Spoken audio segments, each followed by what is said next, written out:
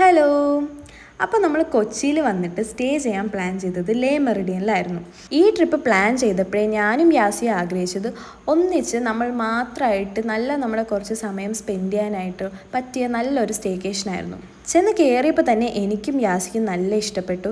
നല്ല ആംബിയൻസും ലൈറ്റിങ്ങും ഒക്കെ ഉള്ളൊരു റൂമായിരുന്നു. പിന്നെ അവിടെ നിന്ന് പുറത്തോട്ട് നോക്കുമ്പോൾ കാണുന്നത് ലേ മെറിഡിയൻ്റെ ഫ്രണ്ടാണ്. അവിടുത്തെ ആ ഫൗണ്ടെയിനൊക്കെ വ്യൂ ആയിരുന്നു. രാത്രി നല്ല രസമായിരുന്നു കേട്ടോ കാണാൻ. അങ്ങനെ കുറച്ച് നേരം ആ റൂമിലൊക്കെ സ്പെൻഡ് ചെയ്തിട്ട് നമ്മൾ പൂളിൽ പോകാമെന്ന് വിചാരിച്ചു. പക്ഷെ അപ്പോഴത്തേക്കും പൂളിൻ്റെ ടൈം കഴിഞ്ഞിട്ടുണ്ടായിരുന്നു. അങ്ങനെ പൂളിലൊക്കെ നാളെ ഇറങ്ങാമെന്ന് വിചാരിച്ചിട്ട് കായലിൻ്റെ ഭംഗിയൊക്കെ ആസ്വദിക്കാൻ നമ്മൾ തീരുമാനിച്ചു.